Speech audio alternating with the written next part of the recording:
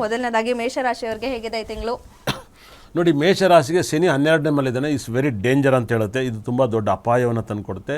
ಯಾರೆಲ್ಲ ಶನಿ ದಶೆ ನಡೀತಾ ಇರುತ್ತೋ ಅವ್ರಿಗೆ ತುಂಬ ದೊಡ್ಡ ಆಘಾತವನ್ನು ತಂದುಕೊಡುತ್ತೆ. ನಿಮಗೆ ಮೇಷರಾಶಿಯವರಿಗೆ ಸೂರ್ಯ ದಶೆ ಮತ್ತು ಬುಧ ದಶೆ, ಚಂದ್ರ ದಶೆ ನಡೀತಿದ್ರೆ ನಿಮಗೆ ಮನಸ್ಸು ತುಂಬ ದೊಡ್ಡ ಚಂಚಲವನ್ನಾಗುತ್ತೆ.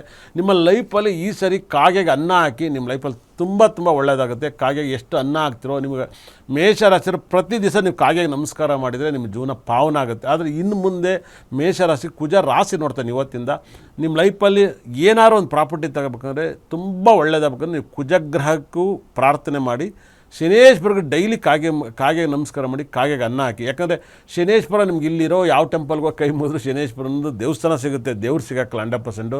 ನಿಮಗೆ ಮೂಲ ಟೆಂಪಲ್ ಬೇಕಂದ್ರೆ ತಿರುನಲ್ಲಾರಿಗೆ ಹೋಗಿ ಶನೇಶ್ವರನ ನೀವು ಪ್ರಾರ್ಥನೆ ಮಾಡಿ. ಶನಿ ಹೋರೆಯಲ್ಲಿ ಅವನ್ನ ಪ್ರಾರ್ಥನೆ ಮಾಡಿದ್ರೆ ನಿಮ್ಗೆ ಆ ದೋಷ ನಿವೃತ್ತಿ ಆಗುತ್ತೆ. ದೇವಸ್ಥಾನದಲ್ಲಿ ಹೋಗ್ಬಿಟ್ಟು ದೇವ್ರ ಕೈ ಮುಗಿದ್ರೆ ದೇವ್ರಿದ್ದಾನೆ, ಅದು ನಿಮ್ಮ ಕಲ್ಪನೆ. ದೇವರು ನೀವು ಮಾಡೋ ಜಾಗದಲ್ಲಿ, ನೀವು ಮಾತಾಡೋ ಜಾಗದಲ್ಲಿ, ನೀವು ಮಾತಾಡೋ ಪ್ರೀತಿಲಿ ದೇವರಿದ್ದಾನೆ. ಆ ದೇವ್ರನ್ನ ಬಳಸ್ಕೊಳ್ಳಿ, ನಿಮ್ಗೆ ಒಳ್ಳೆಯದಾಗಲಿ.